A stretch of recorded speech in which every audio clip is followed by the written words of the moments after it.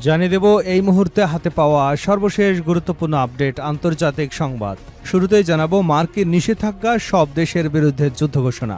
ইরানের উপর যুক্তরাষ্ট্রের নতুন অর্থনৈতিক নিষেধাজ্ঞা শুধু একটি দেশের বিরুদ্ধে অবৈধ অর্থনৈতিক যুদ্ধ নয়, বরং এটি সব দেশের বিরুদ্ধে এক ধরনের যুদ্ধ ঘোষণার শামিল বলে মন্তব্য করেছেন দেশটির পররাষ্ট্র মন্ত্রণালয়ের মুখপাত্র ইসমাইল বাঘাই।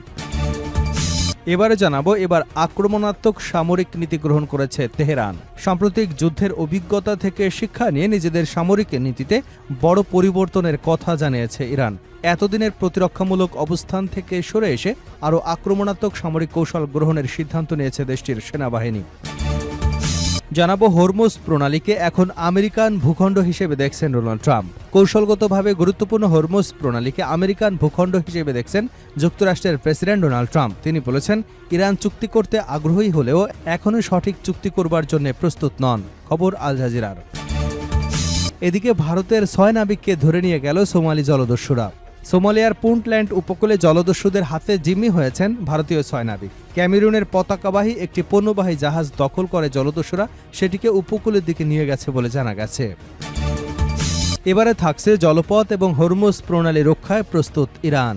ইরানের সেনাবাহিনীর নৌবাহিনীর প্রধান শাহরাম ইরানি বলেছেন, দেশের জলপথ এবং কৌশলগত প্রণালীগুলো রক্ষায় ইরান প্রস্তুত রয়েছে। এবং সর্বশেষ জানাবো বাংলাদেশের সঙ্গে সম্পর্ক গভীর এবং সম্প্রসারণ করতে ইরান প্রস্তুত। বাংলাদেশের সঙ্গে দ্বিপাক্ষিক সম্পর্ক গভীর করতে ইরান প্রস্তুত বলে জানিয়েছেন দেশটির প্রেসিডেন্ট মাসুদ পেজেশকিয়ান। বাংলাদেশের 23তম রাষ্ট্রপতি হিসেবে নির্বাচিত মির্জা ফখরুল ইসলাম আলমগীরের প্রতি শুক্রবার এক অভিনন্দন বার্তায় তিনি একথা বলেন। এতক্ষণ শুনছিলেন শিরোনাম, এবার থাকছে পুরো সংবাদ। দর্শক, অনুরোধ থাকবে ভিডিওতে একটি লাইক দিন, কমেন্টস করে জানিয়ে দিন এই ভিডিওটি আপনি বাংলাদেশের কোন জেলা থেকে দেখছেন এবং শুনছেন। ইরান, ইসরায়েল, যুক্তরাষ্ট্র, ফিলিস্তিনের যুদ্ধে আপনি যদি মুসলিমদের সাপোর্ট করে থাকেন তাহলে চ্যানেলটি সাবস্ক্রাইব করে ফেলুন।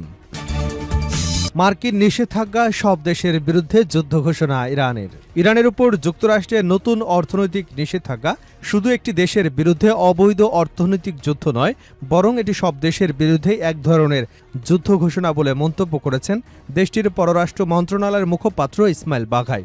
ইরানের রাষ্ট্রীয় সংবাদ সংস্থা ফার্সের বরাতে এক প্রতিবেদনে এ তথ্য জানিয়েছে কাতার ভিত্তিক সংবাদ মাধ্যম আল জাজিরা।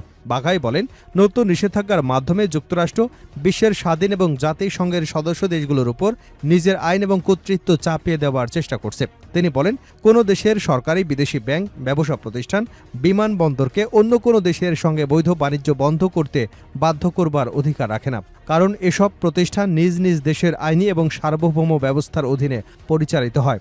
ইরানি এই মুখপাত্র আরও দাবি করেন, যুক্তরাষ্ট্রের আরোপ করা এ ধরনের সেকেন্ডারি নিষেধাজ্ঞার আন্তর্জাতিক আইনের কোনো ভিত্তি নেই। তার মতে এসব পদক্ষেপ জাতিসংঘ সনদের 2 নম্বর অনুচ্ছেদের 1 নম্বর ধারায় স্বীকৃত রাষ্ট্রগুলোর সমান সার্বভৌমত্বের নীতিরও লঙ্ঘন করে। বাঘাই অর্থনৈতিক চাপকে আন্তর্জাতিক অপরাধ ও বেআইনি কর্মকাণ্ড হিসেবে উল্লেখ করেন। একই সঙ্গে নিষেধাজ্ঞার পাশাপাশি যদি নৌ অবরোধ আরোপ করা হয় তাহলে অন্য দেশগুলোর সার্বভৌমত্ব একটি শক্তিশালী রাষ্ট্রের ইচ্ছার উপর নির্ভরশীল হয়ে পড়বে বলে সতর্ক করেন তিনি। তার ভাষায়, এ ধরনের চাপের কাছে নতি স্বীকার করলে জাতীয় সার্বভৌমত্ব ধীরে ধীরে পুরোপুরি দুর্বল হয়ে যাবে এবং বিশ্ব আবারও প্রকাশ্য ও পূর্ণমাত্রায় উপনিবেশিকতার দিকে ফিরে যেতে পারে। এবার আক্রমণ সামরিক নীতি গ্রহণ করেছে ইরান। সাম্প্রতিক যুদ্ধের অভিজ্ঞতা থেকে শিক্ষা নিয়ে নিজেদের সামরিক নীতিতে বড় পরিবর্তনের কথা জানিয়েছে ইরান। এতদিনের প্রতিরক্ষামূলক অবস্থান থেকে সরে এসে আরও আক্রমণাত্মক সামরিক কৌশল গ্রহণের সিদ্ধান্ত নিয়েছে দেশটির সেনাবাহিনী। শনিবার আনাদোলু এজেন্সির এক প্রতিবেদনে এ তথ্য জানানো হয়েছে। ইরানি সেনাবাহিনীর মুখপাত্র ব্রিগেডিয়ার জেনারেল মোহাম্মদ আকরেমিনিয়া বলেছেন, দেশের 12 দিন এবং 40 দিনের যুদ্ধের অভিজ্ঞতার মধ্য দিয়ে ধীরে ধীরে তাদের সামরিক কৌশলে এই পরিবর্তন এসেছে। তার ভাষ্য অনুযায়ী ভবিষ্যতে যে কোনো হামলার বিরুদ্ধে দ্রুত ও ব্যাপক পাল্টা জবাব দেওয়া এবং প্রয়োজন হলে আগাম প্রতিরোধমূলক অভিযান চালানোই নতুন সামরিক কৌশলের মূল লক্ষ্য। মার্কিন স্থল হামলার আশঙ্কার কথাও জানান আকরামিনিয়া। তিনি বলেন, মার্কিন সেনাদের হত্যা বা বন্দী করবার জন্য বিশেষ পুরস্কারের পরিকল্পনাও নেওয়া হয়েছে। তার দাবি, সশস্ত্র বাহিনীর কোনো সদস্য বা বৈধভাবে অস্ত্রের মালিক যে কোনো নাগরিক মার্কিন সেনাকে হত্যা বা বন্দী করতে পারলে 5 বিলিয়ন তোমান অর্থাৎ প্রায় $26,000 পুরস্কার দেওয়া হবে।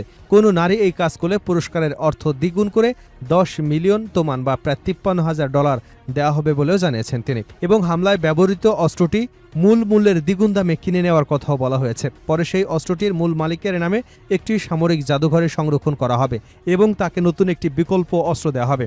মধ্যপ্রাচ্যে যুক্তরাষ্ট্রের প্রভাবে নাটকীয়ভাবে কমে গেছে বলেও দাবি করেন ইরানি সেনাবাহিনীর এই মুখপাত্র। তিনি বলেন, যুক্তরাষ্ট্রকে বাদ দিয়ে সৌদি আরব, তুরস্ক, পাকিস্তান একটি স্বতন্ত্র প্রতিরক্ষা এবং নিরাপত্তা ব্যবস্থা গড়ে তুলেছে।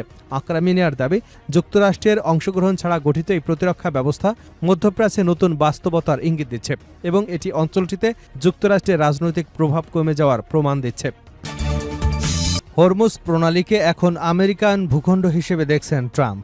কৌশলগতভাবে গুরুত্বপূর্ণ হরমুজ প্রণালীকে আমেরিকান ভূখণ্ড হিসেবে দেখছেন যুক্তরাষ্ট্রের প্রেসিডেন্ট ডোনাল্ড ট্রাম্প। তিনি বলেছেন, ইরান চুক্তি করতে আগ্রহী হলেও এখনও সঠিক চুক্তি করবার জন্য তারা প্রস্তুত নন।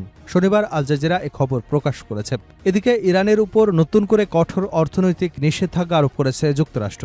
ইরানের পররাষ্ট্র মন্ত্রণালয়ের মুখপাত্র ইসমাইল বাঘাই নিষেধাজ্ঞাকে সব দেশের বিরুদ্ধে যুদ্ধ ঘোষণা হিসেবে অভিহিত করেছেন। হরমুজ প্রণালী নিয়ে যুক্তরাষ্ট্র এবং ইরানের মধ্যে উত্তেজনা বাড়ার পাশাপাশি কূটনৈতিক তৎপরতাও চলছে। প্রণালীর মাধ্যমে জাহাজ চলাচল নিয়ন্ত্রণে একটি দ্বিপাক্ষিক চুক্তি নিয়ে আলোচনা পুনরায় শুরুর বিষয় ওমান এবং ইরান পররাষ্ট্রমন্ত্রীর ফোনে কথা বলেছেন।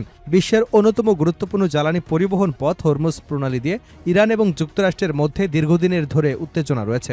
এ পথে জাহাজ চলাচলে বড় ধরনের বাধা তৈরি হলে আন্তর্জাতিক তেল সরবরাহ ও জ্বালানি বাজারে বড় ধরনের প্রভাব পড়তে পারে। এদিকে যুদ্ধবিরতি সত্ত্বেও দক্ষিণ লেবাননের কয়েকটি এলাকায় ইসরায়েলি হামলার খবর পাওয়া গেছে। নাবাতিয়া প্রদেশের বিন জেইবেল এলাকায়, দেইর সিরিয়ান শহরের আশপাশে এবং টায়ার জেলার আল মুনসিরি শহরে হামলা হয়েছে।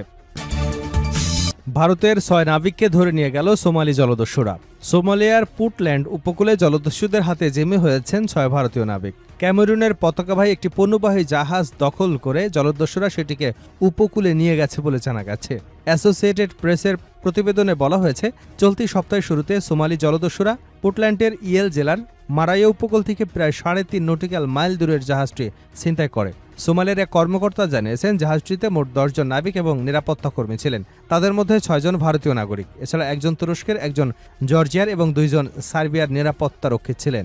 কর্মকর্তার দাবি, 8 জন জলদস্যু জাহাজটি দখল করে পুন্টল্যান্ডের দাঙ্গোয়ারা জেলার গারমালের কাছাকাছির উপকূলে দেখে নিয়ে যায়। নিরাপত্তাজনিত কারণে ওই কর্মকর্তা প্রকাশে নিজের পরিচয় জানাননি।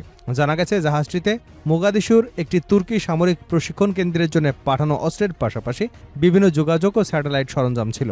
কর্তৃপক্ষের ধারণা, জাহাজটি দখল করা জলদস্যুরা এর আগেও বাণিজ্যিক জাহাজ ছিনতাইয়ের সঙ্গে জড়িত থাকতে পারে।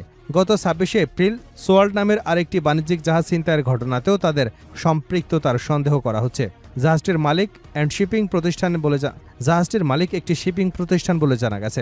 তবে এই ঘটনা এখন পর্যন্ত ভারত বা তুরস্কের কোনো সরকারি কর্তৃপক্ষ আনুষ্ঠানিকভাবে মন্তব্য করেনি।